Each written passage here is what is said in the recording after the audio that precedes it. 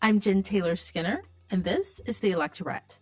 On this episode, I have a conversation with two guests, actually.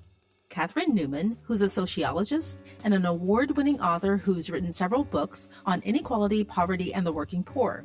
And also, I talked with Elisabeth Jacobs, who is also a sociologist and an expert on inequality, poverty, and economic mobility and how those subjects intersect with public policy. Katherine Newman and Elisabeth Jacobs join me to discuss their new book titled Moving the Needle: What Tight Labor Markets Do for the Poor. It's a really fascinating read, especially because we are currently in a tight labor market. The current job market has created conditions for the working poor that present better job opportunities, more mobility, and better benefits in some cases. So if you want to know how all that works together, please enjoy this instructive conversation with Katherine Newman and Elisabeth Jacobs. Katherine Newman, Elisabeth Jacobs, welcome. Thank you. Thanks so much. So the current unemployment rate is about 3.4%, I believe, and that's the lowest it's been in a half a century. So my first question actually is a really fundamental one. How did we get here? Let me take a crack at that and then turn it over to Elisabeth. There are many reasons why we're in this situation. Some of it has to do with declining birth rates and lower entry into the labor force than in the past. Some of it has to do with early exits, especially of men from the labor force who seem to be retiring at earlier ages. Some of it has to do with diminished contributions, if you will, from immigrants or from immigration. So we cut immigration and that limits who comes into the labor market.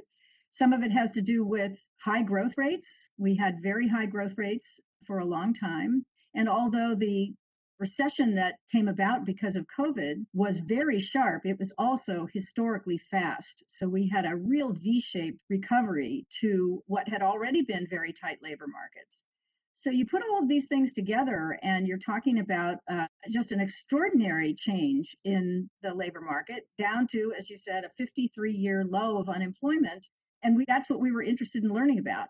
What are the consequences of operating an economy under those conditions? It's historically unprecedented. Elisabeth, you want to add to that?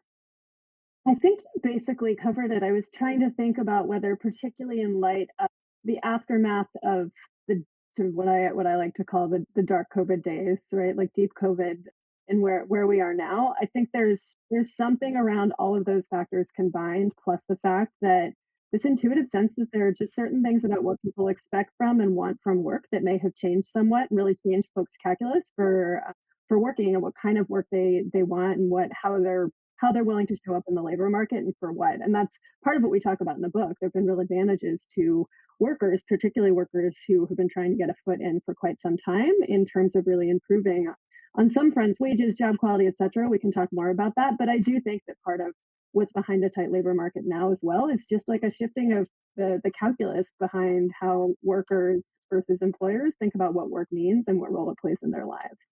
On the surface, of course, low unemployment is good, but the stage we're in right now has broader implications. People working is great, but it has implications to the tight labor market has implications on poverty and inequality. So can you talk more about that? What the low unemployment rate is doing for people broadly? Well, I think our view is that for people broadly, there is no better circumstance than tight labor markets. It advantages each worker, enabling them to get the most out of their credentials when they go to seek work. It forces employers to create more job ladders internally because they have a hard time recruiting people from the outside. It tends to encourage people who've been on the sidelines, often for many years of unemployment, to come back into the labor market because they're getting better wages and they have more opportunity. So there's certain categories of people who often are blocked from jobs. People coming out of the prison system, for example, often single mothers who can only work part-time. There are many groups who have been categorically excluded or treated with less interest by employers. And all of a sudden, under these conditions, they are highly sought after. And we see unemployment rates diving among returning citizens. We see the rate of labor force participation for women rising. We see the returns to their households growing. In terms of poverty, it has very beneficial effects. It lifts many people out of poverty altogether. And for many, exchanges non-working poverty for working poverty, which is not the best solution, but it puts people into a position where if there are improvements accessible to them, new jobs that they can qualify for, they're much more likely to be able to jump for those jobs once they're in the labor market than if they're not. So it's really hard for us to find negative sides of tight labor markets. There are certainly people who think that they're responsible for inflation. We beg to differ, and we can get into that later. But on the whole, it puts an enormous reward structure in the hands of people who badly need it. Elizabeth, you want to add to that?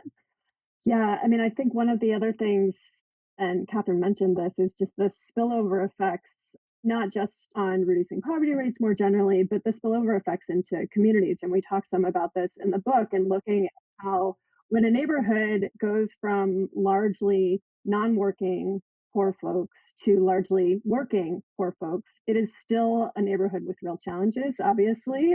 Question about working poverty is a big one. But what that means in terms of just kind of the general feel of the neighborhood, the social cohesion of the neighborhood, the sort of modeling and what life looks like has real spillover effects that I think can be really quite beneficial for a place and for potentially future generations as well. So that's one piece. The other is thinking about what it means for families when you have folks working who are bringing in more resources, and this is something that we also touch on based on conversations, interviews that we did with folks, and also some of the quantitative data looking at what happens when folks, especially men, have the opportunity to earn more. There's a long history of declining marriage rates, particularly amongst folks with lower incomes, partners or potential partners with lower incomes. And you don't see marriage rates rising. And I could say a lot about why, because I think for the most part, people aren't necessarily interested in marriage, not marriage. They're interested in stable relationships, and having economic resources is part of what helps relationships actually feel stable. So we see relationships and families more stable. We see folks, non-custodial fathers, more able to actually contribute and be involved in their kids' lives. And that has spillover effects too. That's also obviously for the neighborhood, for the community. Just having more folks involved in engaged family life is a good thing that I think all of us strive for. And part of why anyone wants to work is to have the resources to be able to do that and engage with your family with that kind of resource structure. But also it potentially has spillover effects for the next generation, because far, far better for kids to grow up in a space where they have two parents who are providing resources and two parents who are able to work and do that and parent together. And it lowers stress, right? This is like a long list of ways that you can think about, both for adults right now, but also the next generation's worth of kids. If you're growing up in a household where there's somewhat less stress around money and around social status in some ways, and in terms of what that confers from work, that has really potentially powerful effects on family dynamics, on all kinds of potential health outcomes and stress long-term outcomes for kids. We also know from the literature that matters a fair bit for what predicts sort of success on all kinds of outcomes, including employment and the potential for criminal activity and general life happiness. Kind of all of that flows. So on the one hand, it's not that low employment is a silver bullet for all of these things, but the spillover effects are the ways that kind of what comes along with a low unemployment environment for workers, for families, for communities, for the economy as a whole is really potentially powerful. So would you say that there's an effect on incarceration rates and crime rates? And I know those aren't cleanly linked, but is there an effect on those? We didn't study the impact on crime rates. I would say this: there has been a great deal of public attention given to rising crime rates around the country. They're rising from what was a historically low level. And the trajectory matters in the public imagination and is very troubling to people. But crime rates are not even close to what they were in the bad old days. And so I'm not diminishing the psychological significance of crime rates or the difficulties that it's posing in particular places. So the recent election results for the mayor of Chicago are clearly pivoted around crime rates in central city business districts. And that is a problem in San Francisco, in Chicago, and a number of other places. But overall, I don't think that we're seeing a spike in crime that takes us back to the bad old days. What we are seeing is an increase, relative to a fairly rosy recent past. But we did not study crime rates specifically, and I think that's just a topic for other researchers. The one thing I'd add to that too is just one of the things that I've been trying to figure out in the context of the research that we were doing for the book, tried to figure out at the time, was just good ways of linking criminal records, crime affiliated data and crime affiliated individual trajectories and history with earnings, employment, all of these other kind of economic outcomes that we're talking about. And this is an example, and I'm sure, you could do a whole separate podcast on like data, and particular data over time, which is so important for actually measuring like cause and effect and how these things relate and how a person's life unfolds, like incredibly important. But this is definitely a space that I would highlight as one where, and I'm sure that folks who are real experts in this space and in criminal justice and justice involved individuals could add a ton to this. But my takeaway is that this is a space where there is a ton of room for just doing a better job linking the data sets so that we can actually answer the kinds of questions that you're asking, and that Katherine and I were able to ask and kind of start poking around the edges. But we really didn't feel like there was a particularly kind of methodologically sound, honest way to get a good answer anytime soon on this, which isn't to say it's impossible. The one thing that we did highlight, and it is important to us, is the labor market prospects of people who have been in criminal justice arms. And there we do have something to say. And it is an extraordinary improvement. The unemployment rates of people with criminal records go way, way down when there are opportunities in the labor market and when employers actually just don't have too many choices. They end up turning to this labor source. And if not won't happen universally, but we have some interviews in the book in which you got people with really deep criminal justice involvement. I mean, pretty unsavory characters in many ways, who come out of the prison system and suddenly discover that they can get a job. And if they work hard at that job, they will be promoted, and they're not unemployed at all.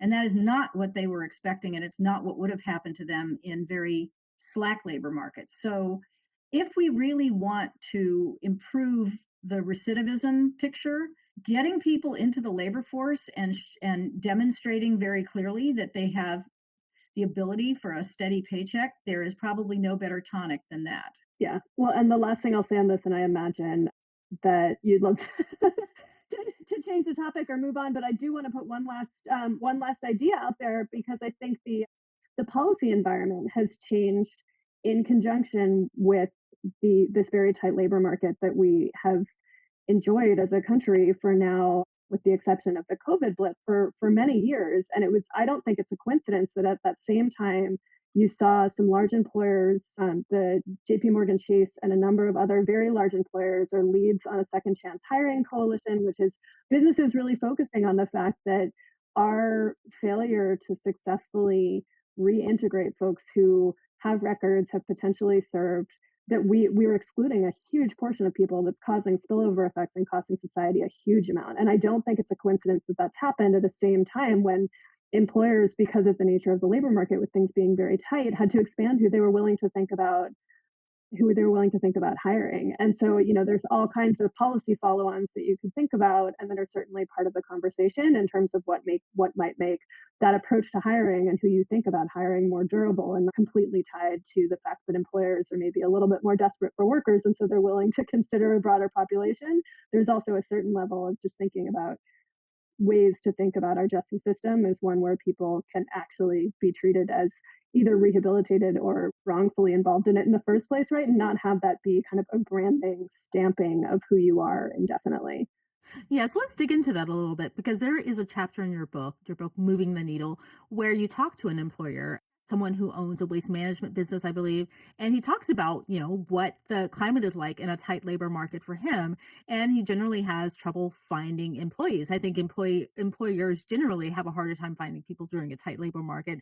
But for this person, and you can go into detail about, how employers respond, but he ended up adjusting what he was looking for and how he finds more reliable employees. Yes, so you're right. He was in the waste management business, and he suddenly found that he just wasn't getting applicants at all.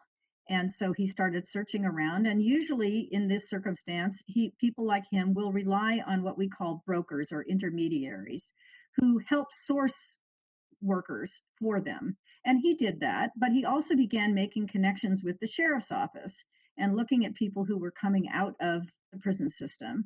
And what he found was that he could hire people who turned out to be reliable, not 100% of the time, but the people he always hires are not reliable 100% of the time. And what he discovered was that there was talent there, especially talent when it came to certain blue collar skills in construction and recycling, and that he could make use of.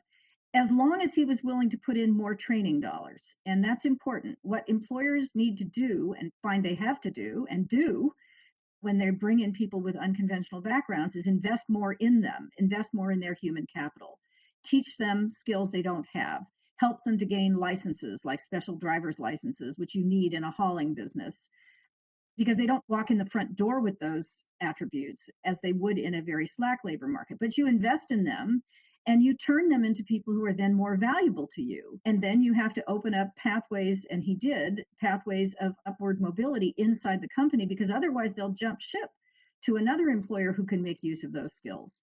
So the whole trajectory of hiring, who you consider, how you find them, what you invest in them once you've got them, how you promote them, how you pay them, has changed dramatically. I've written a lot about people who were in the fast food industry over the last 20, 30 years because it was a canonical low wage job.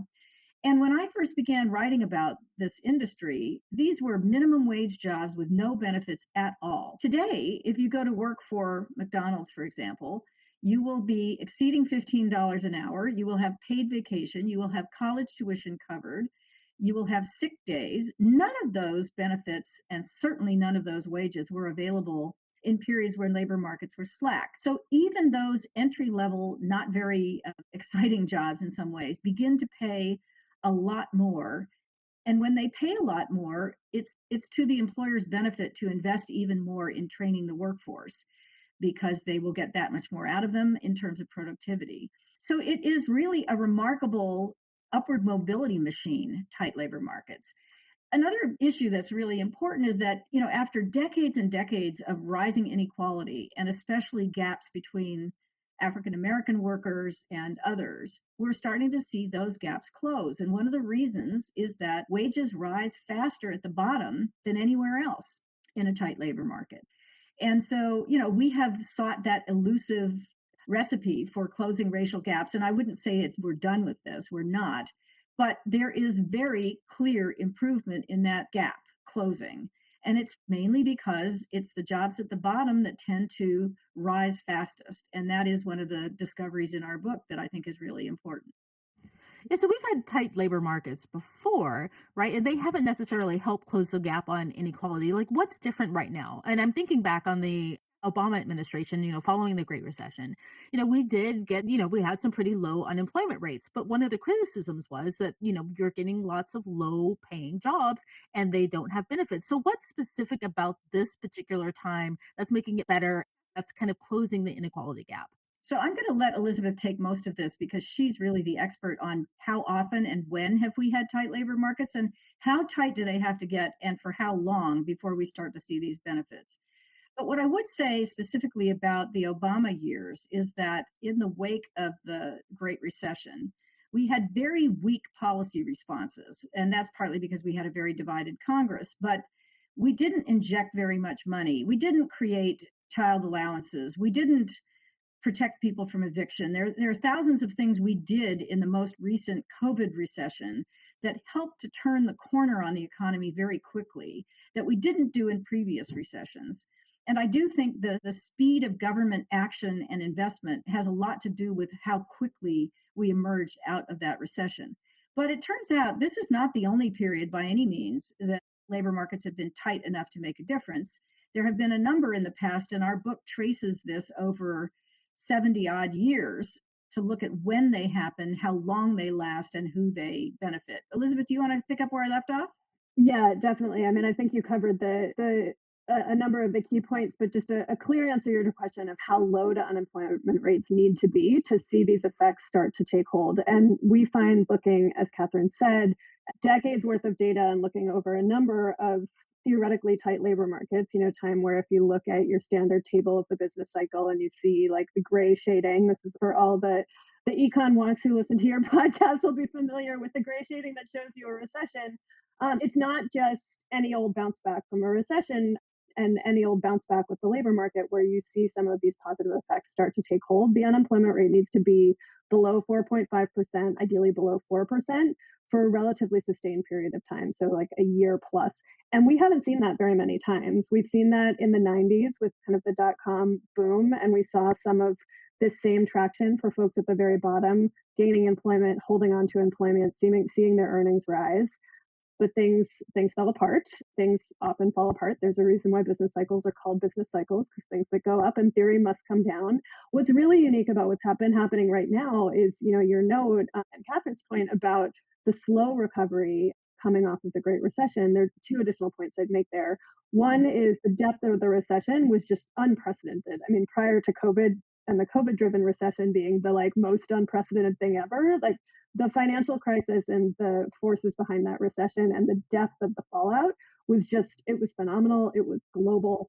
And on top of that, I agree with Katherine that the policy response didn't necessarily match the depth of the problem. And so we saw a very slow and relatively unequal recovery that took some time to really get traction, but it did. It did get traction, and it was interrupted by COVID and then bounced back in no small part because the response to COVID and the flooding of both people and communities with dollars to try and prevent the destruction that we know happens. And we had this additional people are dying thing that I think really motivated even a very divided federal government to actually act and act quickly. And we've seen follow on with the current administration really continuing to try and support as much as they can in the context of a very different political situation and a waning pandemic as a motivator. But I think all of that has come together to make this particular stretch a really unique time where some of what we could pull out in the data and look at over time and identify that kind of magic number of below 4.5 and for somewhere around a year to 18 months at least being the really kind of crucial start point. There are these additional factors where, I can't say that it's a purely causal, precisely identified relationship. That would be an overstretch. But there are really good theoretical reasons and practical reasons based on both the data, the quantitative data, and our interviews and our observations in communities that the response, this combination of kind of macroeconomic plus the policy response that's come along with it has been really important. And I think it's exciting. There's still a ton of work to do, but in the absence of the economy crashing and the Federal Reserve crashing the economy purpose in some ways to rein in inflation, right? There's a ton of potential for figuring out how to actually make sure that we don't lose the gains that what I think we typically think of as exceptional labor markets, but in some ways I'd like this book to have us change our thinking and our framework for what counts as exceptional and what counts as normal. What if the normal is something like what we've existed in, and how do we hold on to that and make that kind of the new normal as opposed to having this be the exception as opposed to the rule. I was thinking back to the Great Recession, and following that, I think it dropped down to something like 4.7%, but not that magic number to, below 4.5%, if I remember correctly. And there was a lot of, due to the political climate, probably a lot of trepidation around policy. So, Yes. that said, so we're here now. And so you said 4.5% and below for longer than 1 year? Yeah. And ideally longer than 18 months, but I'd say that you can start to see traction in the data at about a year under 4.5%. So, I was listening to the news this morning and, the Fed, they are considering raising interest rates again. And, we would typically expect to see an increase in unemployment rates. Is that unavoidable? Is that inevitable? What should we make of that? Well, I can't say that it's inevitable because the Fed has been raising interest rates for some time now at a fairly rapid clip, and we aren't seeing much movement. The unemployment rate continues to decline. So it clearly isn't an absolute as night follows day. But if you make money more expensive, you make it harder for businesses to expand. One imagines that at some point you will start to see this downward pressure making a difference. And in some sectors, it is. I mean, out here in California, there's a lot of attention being drawn to the layoffs in the tech sector. But most of those people have been able to find new jobs very quickly because labor markets are so tight. Whether or not that continues to be the case is an open question. But one of the points that we wanted to make is that we should think very, very carefully about this particular remedy to inflation. First, there are more experts out there that you could tap who really know a lot more about inflation than we do. But there are some very special circumstances that help to fuel inflation in this particular moment, especially energy costs, connected to the war in Ukraine, supply chain problems that were connected to COVID. And as those two things start to resolve, we're starting to see some of the pressure of inflation lessen. Nonetheless, it is an often tried and true method of the Federal Reserve to attempt to pull unemployment up in order to diminish wage demands. I think the thing we want to focus on here is the benefits of tight labor markets, not only in terms of individual prosperity, but in terms of reducing the cost and the frequency of need of our social safety net. If people have jobs, they aren't as likely to need unemployment insurance. If they have jobs, they are more likely to have health care. If they have jobs, they tend to stay in, their children tend to stay in school. There are all kinds of positive things that happen that lessen the burden on society because people are able to take care of themselves. And wouldn't we really rather have them do that as opposed to trying to clean up after the messes that are created by inequality and high levels of unemployment? After all, unemployment interrupts the development of human capital. It makes it harder for people to get back into the game. It creates these periods of interrupted resources for households, puts pressure on housing, and creates higher eviction rates. All of those ills are really difficult to remedy fast enough to stop people from entering a kind of downward vortex. But if we keep people in the labor market and keep them moving up, as has been happening, we have more chances to see them prosper on their own and build their own safety nets. And that's really what we would like people to understand. Yes, inflation is a problem. It's a very deep problem for the lowest wage workers in our country. They are paying way more for food. They are, forced to pay more to get to work in terms of transportation. So it's not that inflation is not an issue. It's a very serious issue. But I think we underappreciate what benefits we receive as a society from having a higher proportion of our people in the labor market. That's really the very best long-term medicine in our view. Elizabeth, do you want to add to that? So what I was going to say was just about the housing market in particular, and this is something that came up in our research. It comes up in public conversation. One of the things that is both driving prices and also driving continued instability and continued kind of barriers to opportunity, even for folks who've gotten a handhold in the labor market or a foothold in the labor market in the context of a tight labor market, is the cost of housing. And so some of that, I am not a housing policy person. It's one of the only spaces in the economic policy mobility space in terms of policy implications that I put up a big brick wall and said I don't do that because it is so complicated and so full of people who can say much more intelligent things than I can.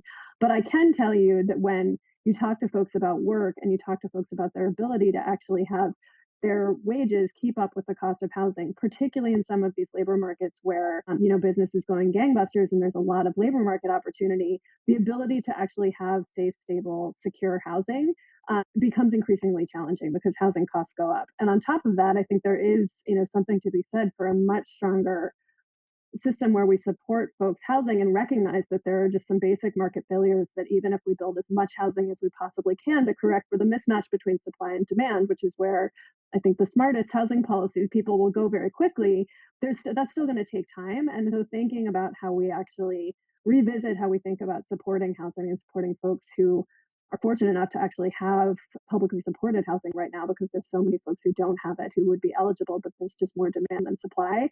We talked to numerous folks like that who were facing a real catch-22 because they had more labor income, and that was really exciting, but they were on kind of a hamster wheel in terms of trying to keep up with what it would mean to really truly be quote unquote financially independent because they had nowhere near enough to actually be able to afford housing where they live. So it's a note that it's slightly different from inflation. It's related to the inflation conversation.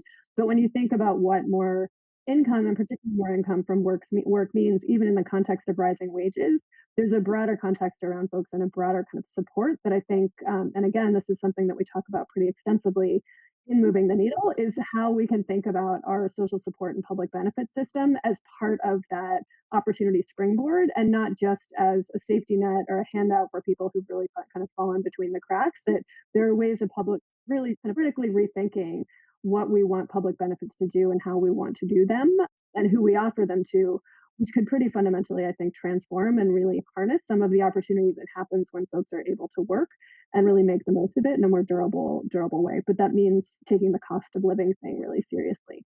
Yeah. I want to just go back to inflation just for a second, because the news cycles are all talking about inflation. How do you suggest that they address inflation versus the way that they're, thinking about addressing it now?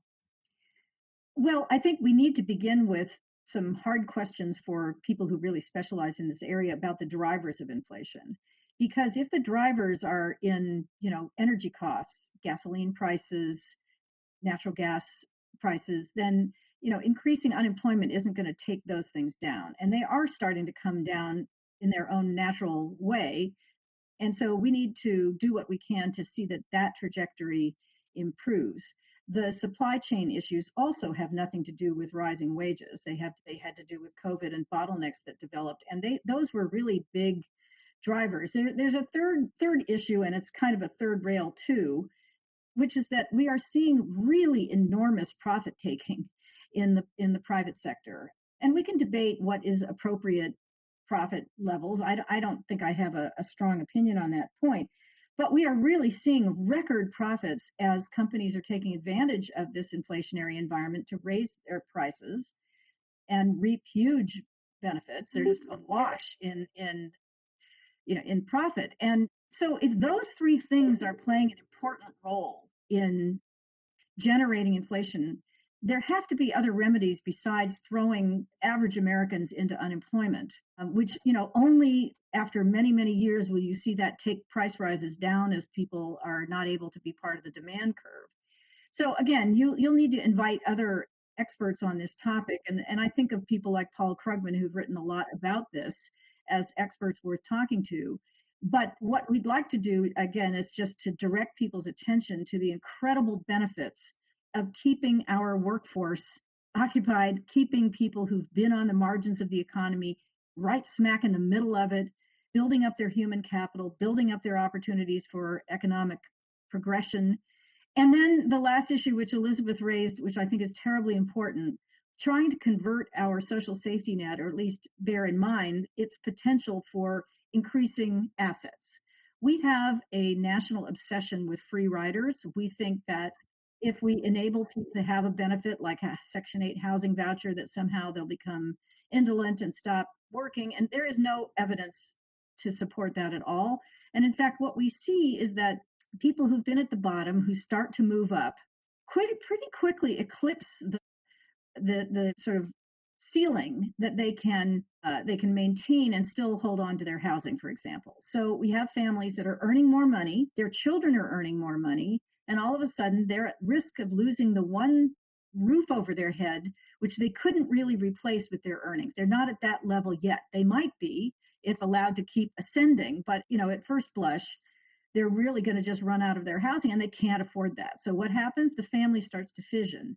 The kids who'd like to live at home and the families that like to keep pooling their money suddenly can't. They've got to send somebody out of the household in order to keep that income threshold below the qualifying level. This makes no sense. It makes a lot more sense to allow those families to aggregate those resources, keep building an asset, and hopefully at some point in a more generous way, enable them to enter the homeownership market. Now, that's not easy everywhere. It would be very difficult in very expensive cities, but people are resourceful and they know what they want. And what they want is economic security and stability. And they will go a very long way to try to afford it. But we need to think about how we help people get into that market rather than how we throw them off of benefit programs, which make it impossible for them to continue this ascent. So as Elisabeth said, we want to advocate for thinking about the American safety net as something more than an emergency underneath you, an emergency support structure underneath you, but a springboard to upward mobility beyond which you won't need those benefits anymore. But isn't that kind of a partisan issue, right? There's one party who is kind of pro social safety net and one who's kind of against it, right? Which is why this is cyclical, right? Over my lifetime, it's been cyclical. You have low, unemployment rates and then they go up and then they go down. So a couple of things. One, I will say, I do think that there's a very clear partisan and ideological divide, which I think transcends just partisanship. I do think there's some ideology behind it around the idea of what it means to be responsible, what opportunity means, the role of government, and there are clear partisan divisions, but they're not crystal clear. That's number one. Number two, I would also say that part of our conversion of our safety net into one that really is kind of an emergency stopgap and that offers very, very little at this point was actually under Clinton in the 90s, right? The kind of ending welfare as we know it, which isn't to say that the system that we replaced was doing all the things that we're talking about. It fully wasn't, but we made a concerted choice as a country to go in a certain direction. And that was at a time when the labor market was quite tight, right? There's a lesson there, I think, because tight labor markets were like, hey, anyone can work who wants to. So anyone who's receiving benefits is kind of, they are that free rider layabout. We kind of forgot about the fact that the benefits potentially need to be much more generous than they are to do talk about them facilitating doing, and B, what goes up does eventually come down in many cases, and that there are many reasons why people may or may not be able to work. So that's kind of response number one. Number two, in terms of policy responses and how to think about all of this, I do think there's opportunity here for framing this in terms of a what's really going to generate long-term mobility and self-sufficiency for working Americans. And granted, there are still plenty of lines of exclusion that parties will draw, but I think that there is, particularly given there's new evidence in the book and there's plenty of evidence out there already, that theoretically, at least folks who are interested in taking evidence seriously and having that be part of what informs the conversation, with a big asterisk there, because I recognize that a lot of what's happened to politics in America at this point is that there's a clear divide in terms of who takes evidence seriously and who doesn't, but that's beyond the scope of what Katherine and I do in life, right? Like we leave figuring that one out to people who are political consultants in the spirit of actually trying to provide some evidence that might help unlock some possibility. I think there's something potentially tractable here. And one, just to give a specific example, to think about the benefits cliffs conversation, right? This is something that the idea that if you earn over a certain amount, all of a sudden you kind of face a cliff and you have real trade-offs between whether you work more, whether you work at all, because you potentially are going to lose access to benefits that in many cases may outstrip the value of additional work. There are all kinds of ways that we could experiment with and change how we handle that kind of phasing out of benefits so as to make the entire public benefit system far more of the springboard that we're talking about, as opposed to kind of this safety net that pull the rug out from under you as soon as you start to get anything resembling a sense of balance. It's like taking someone who's like doing tree pose in a yoga class and like as soon as they get their balance, just like kicking them over, right? That's like basically how our system is structured. And I think there's space there, and I don't think that that has to be a partisan issue at all. That's one. And then the other thing I'd say in terms of just thinking about potential for kind of cross aisle or potentially nonpartisan issues that have come up. This is separate from the benefit system and going back to some of this thinking about who's a potentially worthwhile employee to invest in is some of the criminal justice reform related stuff and the skills-based hiring stuff, which we haven't talked about at all. But this is, again, in the bucket of what we were talking about earlier in the conversation of thinking about how to actually change both policy and practice to open doors to folks who've been historically included from even getting a foothold in the labor market and working, obviously separate from a conversation about benefits policy, but in the buckets of things that are actually could be policy and not just kind of count on the goodwill / self-interest of employers when times are good, but could become codified kind of regardless of what the economy looks like. I think those are some fundamental changes that we could make and that we see traction on, right? You've got a number of states, for example, that are saying that, they now are using skills-based credentials as opposed to having like an educational credential required to even consider you as a job applicant. They're now willing to consider skills. And there's a whole separate line of questioning around how do you measure skills and what does that mean? But it really does open opportunity in a pretty fundamental way for some folks who've historically been excluded. And that's a policy lever that we could certainly be pulling on.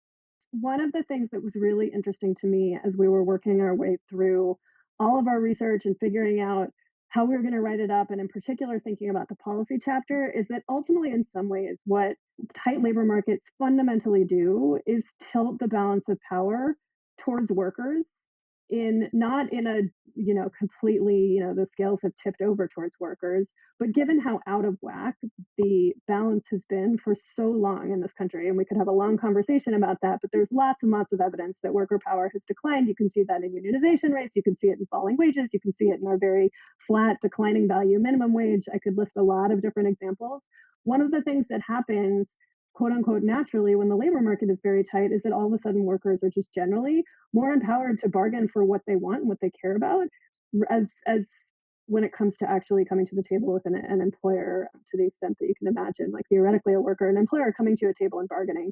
And so much of what we see in terms of accruing the advantages you see accruing to workers in the context of a tight labor market come from that reshifting or rebalancing, and I would say kind of correcting of the balance of power between workers and employers in kind of what drives the economy. And I think that's fundamentally a good thing. And it's part of what opens so much of the opportunity and the potential in everything from employers changing their practices, in public policies that seemed like they were off the table, all of a sudden becoming something that people are at least talking about or considering, but also just fundamentally really having meaningful impacts on people's lives in some pretty fundamental ways that have the potential for longer term change across generations. And that's exciting. Well, Katherine Newman and Elizabeth Jacobs, thank you so much for joining me. Your book is titled Moving the Needle, What Tight Labor Markets Do for the Poor. Some really important lessons in there, and it's truly been a pleasure chatting with you. Thank you so much. We've enjoyed it too. Likewise. Thank you, Jen.